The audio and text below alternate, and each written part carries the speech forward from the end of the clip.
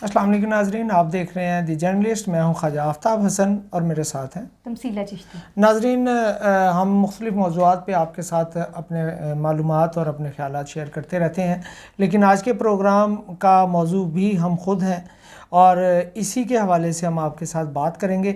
यकीनन आप समझ गए होंगे कि आज के प्रोग्राम का मौजू पाकिस्तान में सहाफ़ती बरादरी, इससे रवा रखे जाने वाले हकूमती कवानीन और मालकान के रवैये, और सबसे बढ़कर मिनिस्ट्री ऑफ इंफॉर्मेशन की जानिब से किए गए वो इक़दामात भी हैं जिन्हें हम अगर तारीफ़ करें तब भी हमारे लिए कुछ हासिल नहीं होता, अगर हम उसकी मुखालफत करें तब भी हम बुरे बनते हैं।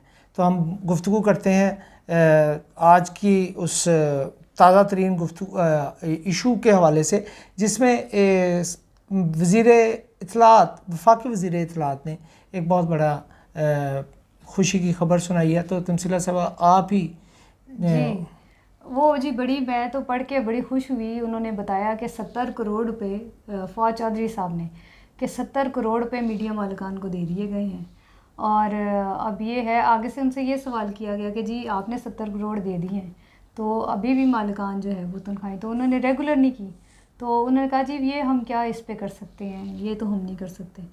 अगर हुकूमत नहीं करेगी तो खाई साहब तो कौन करेगा, ये अच्छा, सबसे पहले मुझे बताएं। पहले तो हम आपको ये बताएं कि ये 70 करोड़ रुपए वो हैं जो इश्तहारात की मद में हुकूमत ने मुख्तलिफ मीडिया हाउसेस के अदा करने थे, जो पेंडिंग चले आ रहे थे।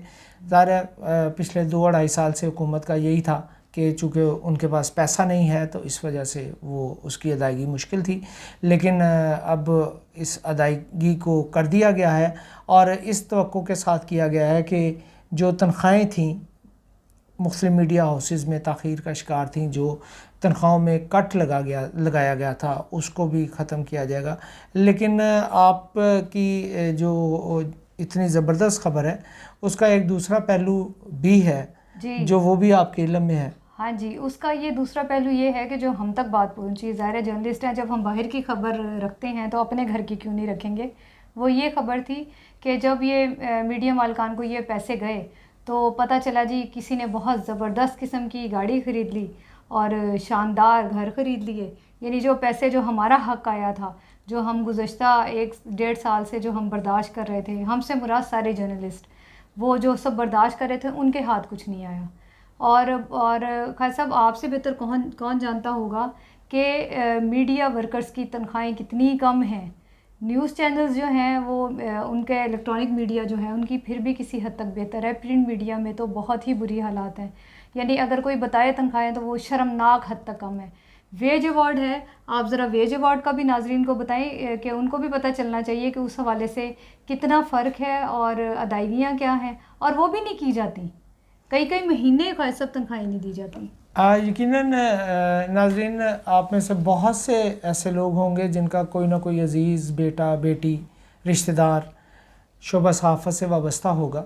एक ज़माने में शोबा सहाफ़त को बड़ा बाइज़्ज़त शोबा समझा जाता था, बल्कि ये अगर मैं गलत नहीं तो इसे पैगम्बरी शेवा इसलिए करार दिया जाता रहा कि आगाही फराहम की जाती थी।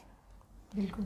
और ये इसका बुनियादी जो मकसद है वो भी यही है कि लोगों को आगाह किया जाए हक़ और सच के साथ। बदकिस्मती से जब पाकिस्तान में एक ऐसा दौर भी आया कि इस पे बहुत सारे डिक्टेटर्स ने आके जब इस पे कदगन लगाई, इस पे बहुत सारी बंदिशों का शिकार हुआ, तो लेकिन ये अपनी हिम्मत के साथ चलता रहा। बहुत सारे मीडिया मालकान भी उसका शिकार हुए, लेकिन उन सब से ज़्यादा जो मुतासिर हुए वो मीडिया वर्कर्स ही थे, जिसमें ज़ाहिर है हमारे रिपोर्टर्स हजरात और फील्ड में काम करने वाले फ़ोटोग्राफ़र्स ना, और जो है कैमरामैन्स भी हैं। बहुत सारे वाक़यात में उनकी जानें भी गईं, थ्रेट्स भी आए। अभी पिछले दिनों भी बहुत सारे एक इश्यूज़ आए कि जब एक नामवर सहाफ़ी ने एक पब्लिक मीटिंग में जब बात की तो उसको उसके पादाश में अपने रोज़गार से भी महरूम कर दिया गया। रोज़गार से मुराद ये कि उनको ऑफ स्क्रीन कर दिया गया। वैसे तो ये कहा जा रहा है कि वो अभी बरसरे रोज़गार हैं, लेकिन ऑफ स्क्रीन होना भी बिल्कुल ऐसे ही है कि एक आपका जो बुनियादी काम है, आप लिखने वाले हैं, आपको उससे रोक दिया जाए, जर्नलिस्ट की तो मौत है। ठीक हो गया। लेकिन इन सारी चीज़ों से नबर्दाज़मा रहे, निपटते रहे, लड़ते रहे, एहतजाज भी होते रहे।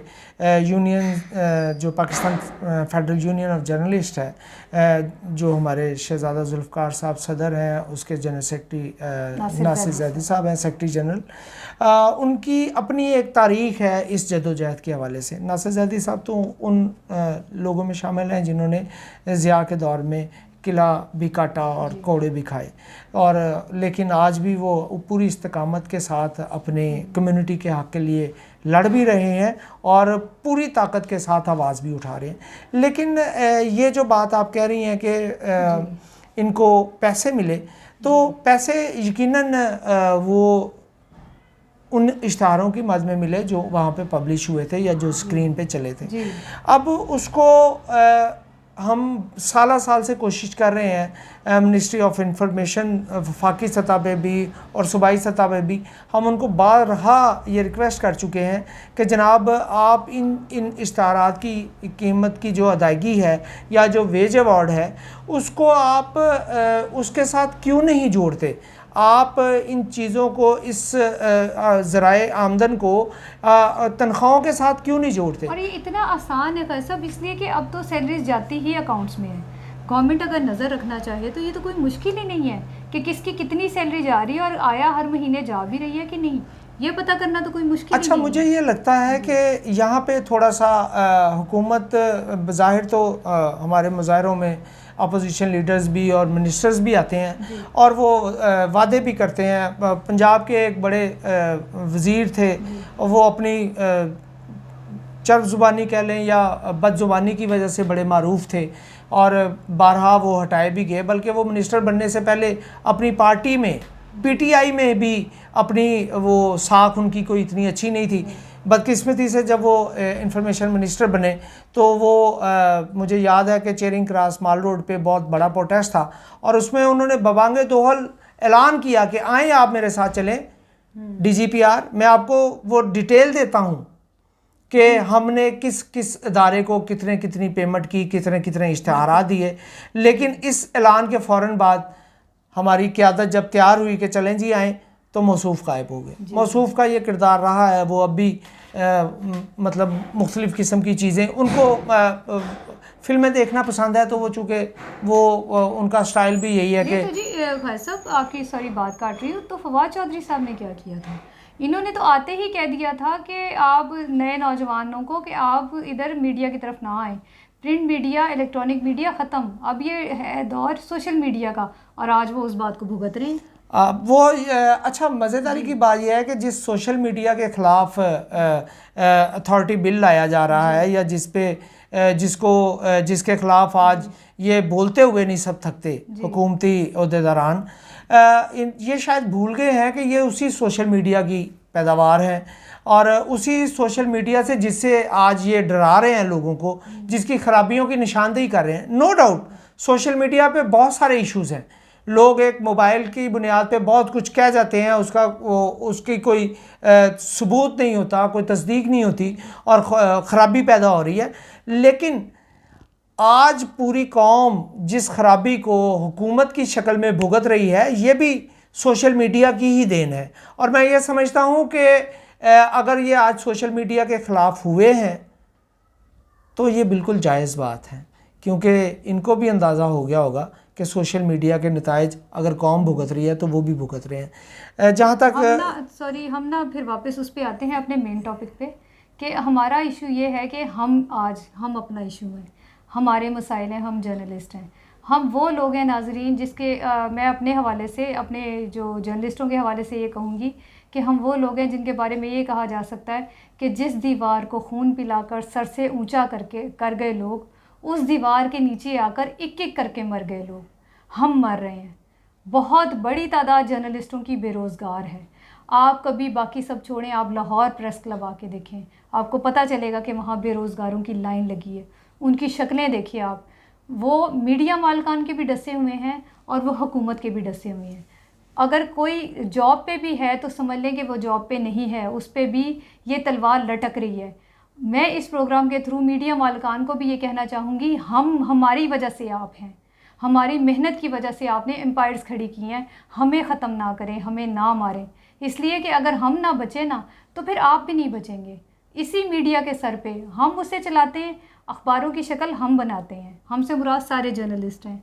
आप हमें वेज अवार्ड दें, तनख्वाहें दें, कम से कम इतना तो ख्याल करें कि जो आपके लिए इतना कुछ कर रहे हैं इतने सालों से, उनको जीने का हक तो दें।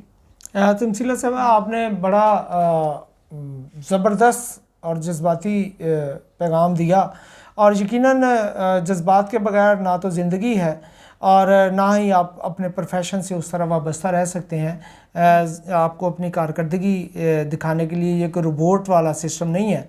अगर आप सोचते हैं तो आप लिखते हैं, अगर आप लिखते हैं तो लोग पढ़ते हैं, लोग पढ़ते हैं तो उसका असर कबूल भी करते हैं। डिजिटल दौर है, स्क्रीन पे जो बोला जाता है उसका असर होता है, लोग उसको समझते हैं, लोग उसके असरात भी महसूस करते हैं और उसके पस पर्दा हक़ाइक़ को भी समझते हैं। नाज़रीन, आज का मौजू बहुत हमारे लिए तल्ख़ और आपके लिए शायद हसास होगा, इसलिए कि ये मौजू ऐसा है जो पाकिस्तान में सैकड़ों नहीं, हज़ारों नहीं, लाखों ख़ानदानों से वाबस्ता है। रोज़गार है पूरी जर्नलिस्ट कम्युनिटी का। अगर चंद लोग लाखों में तनख्वाह वसूल कर रहे हैं तो हज़ारों लोग ऐसे भी हैं जो चंद हज़ार रुपये तनख्वाह ले रहे हैं और वो भी उनको बहुत मुश्किल से अदा की जाती है। खबर बनाने वाले खबर बन रहे हैं खुद।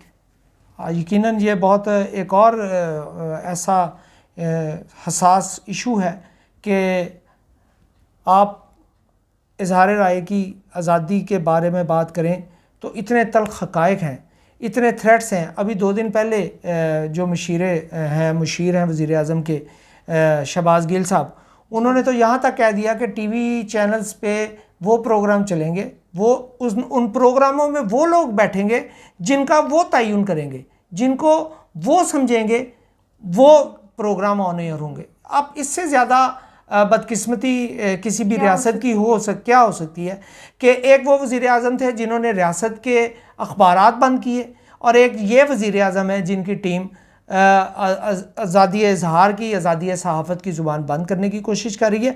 यकीनन हमारा ये प्रोग्राम आप सब देख रहे हैं और आप इसको महसूस करेंगे कि जब आपको आपके बोलने का हक़ छीन लिया जाएगा तो आपको कैसा लगेगा। ये आवाज़ सिर्फ़ जर्नलिस्ट कम्युनिटी की नहीं है, ये पिसे हुए तबके की भी है, ये उस तबके की भी है जिसकी नुमाइंदगी का नारा मारकर बरसरे इक़्तिदार पे विराजमान होते हैं। ये सब कंटेनर से उतर कर जब बनी गाला से होते हुए जब ऐवान वज़ीर आज़म तक जाते हैं तो वो ये सब भूल जाते हैं कि वो किसके कंधों पे आए हैं। बल्कि जुल्म तो ये है कि वो जिन कंधों पे चढ़ के आते हैं उन्हीं कंधों पे रखे हुए सरों को भी कुचलना शुरू कर देते हैं। नाजरीन, अपना बहुत ख्याल रखिएगा। हम जल्द नए मौजू के साथ हाजिर होंगे। अल्लाह ने के बाद।